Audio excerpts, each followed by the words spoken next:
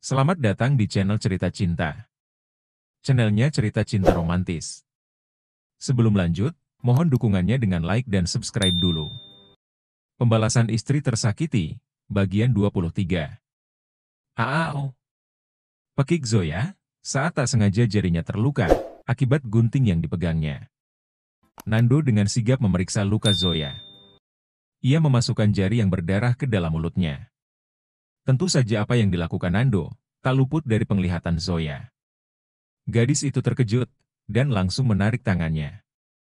Di dalam mobil, Aiman membaringkan tubuh Laras di bagian jok belakang. Ia mengambil bantal, yang selalu ia bawa di bagasi belakang mobilnya. Saat tidur pun kau masih cantik, Ras. Ucap Aiman tersenyum, memandang wajah teduh Laras dari dekat.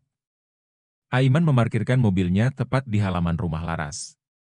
Dia turun terlebih dahulu, mengetuk pintu rumah memanggil Embok Wati.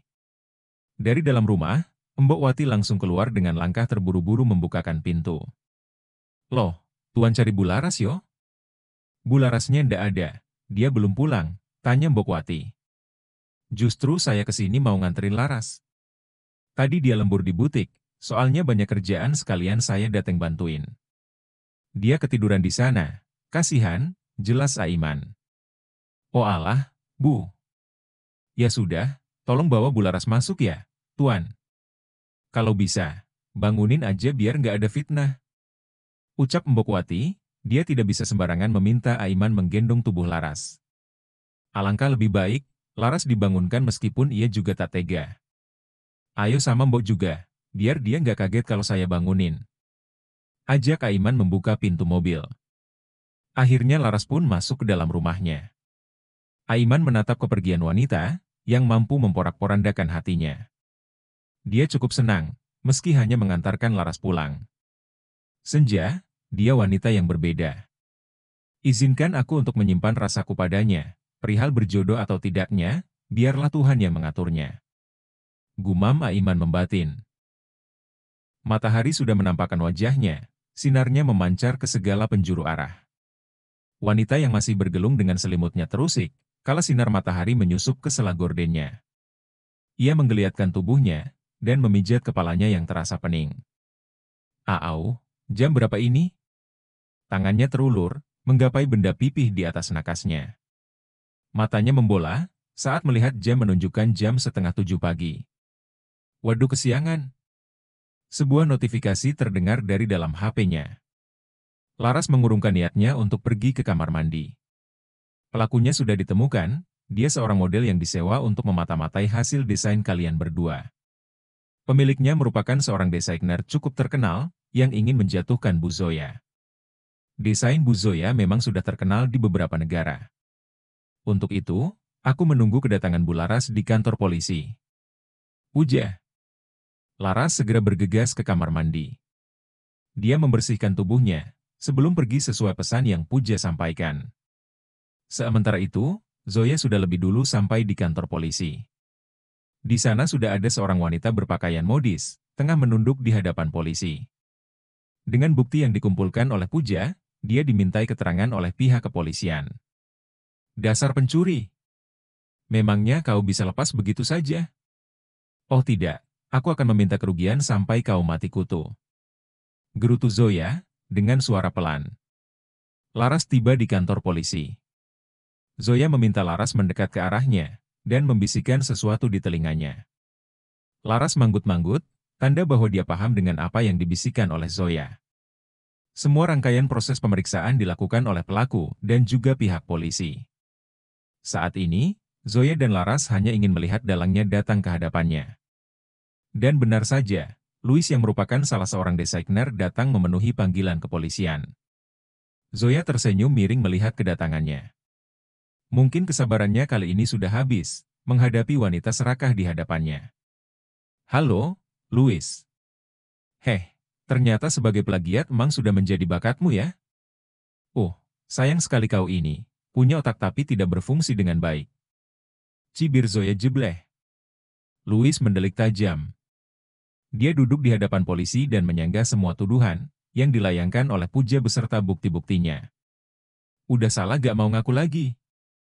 Pak polisi, saya gak mau tahu ya. Saya dan sahabat saya mau masalah ini sampai di pengadilan. Tegas Laras emosi. Pak, video rekaman itu editan. Mereka itu sirik sama saya karena sudah mengeluarkan model baru. Padahal, mereka sendiri yang menjiplak hasil desainnya.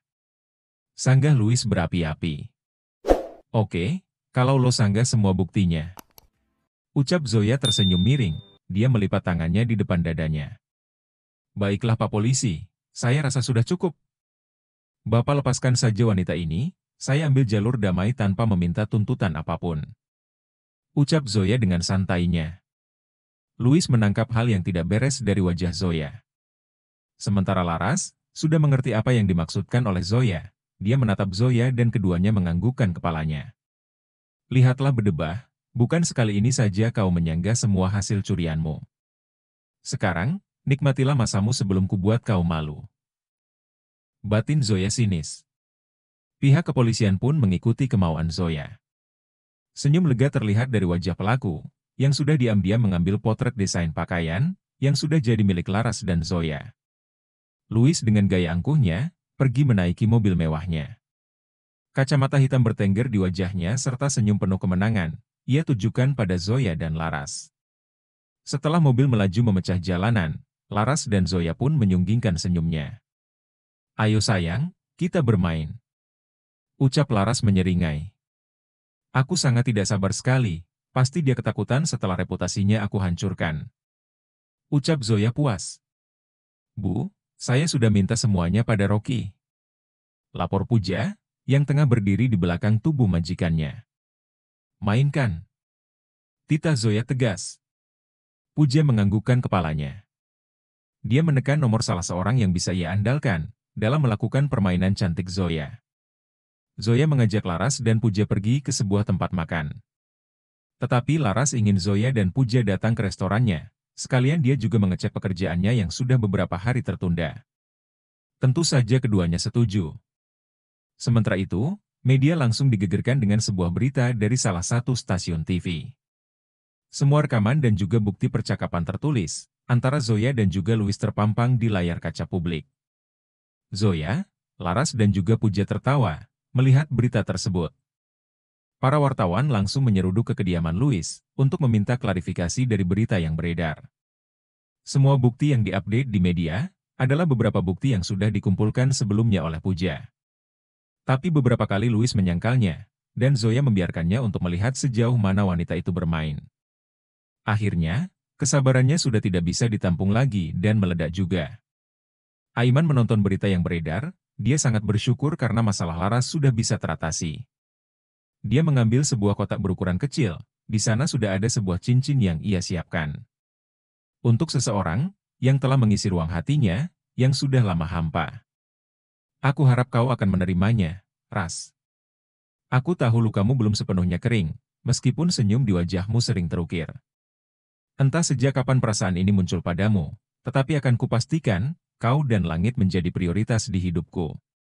Ucap Aiman, menatap kotak cincin di tangannya. Laras benar-benar bekerja keras untuk melanjutkan pembuatan desainnya. Dukungan dari kedua kakaknya dan juga sang putra, menjadi pecutan baginya untuk lebih giat lagi. Berulang kali Zoya mengingatkan kepada sahabatnya itu, untuk tidak memforsir dirinya. Tetapi Laras tetap kekeh dengan usahanya, mau tak mau Zoya pun mengikuti kemauannya. Kini tibalah harinya, di mana hasil tangan Laras dan juga Zoya ditampilkan. Langit, Om ganteng gak? Tanya Nando sambil merapikan pakaiannya. Sedikit. Jawab Langit, sambil menyipitkan matanya, dia menoleh ke arah Aiman. Tambahin dong. Masa udah keren, gagah berwibawa dikasih nilai sedikit sih? Protes Nando nyungir. Om Tupai, gimana sih? Tadi nanya sama Langit, giliran Langit jawab malah protes. Langit mengerucutkan bibirnya ke arah Nando. Coba lihat Om Superman, dia jauh lebih tampan daripada Om Tupai, dan gak banyak protes juga gaya. Langit menunjuk ke arah Aiman yang tengah berdehem. Dia juga menahan tawanya, saat Nando memasang wajah masamnya. Dia jelek, Langit. Kesal Nando ketus. Udahlah, terima fakta saja. Katanya anak kecil itu suka jujur kalau ngomong, hihihi. Aiman terkikik, dia mengajak Langit bertos ria yang disambut dengan baik oleh Langit. MC mengucapkan beberapa patah kata untuk membuka acara fashion show yang akan digelar. Para model mulai memamerkan busana yang dipakainya. Desainnya berbeda dari yang lain dan warna, kainnya juga menarik perhatian banyak orang. Suara jepretan dari HP maupun kamera terdengar ramai, dan hal itu membuat Laras terharu. Elsa dan Langit berjalan dengan bergandengan tangan.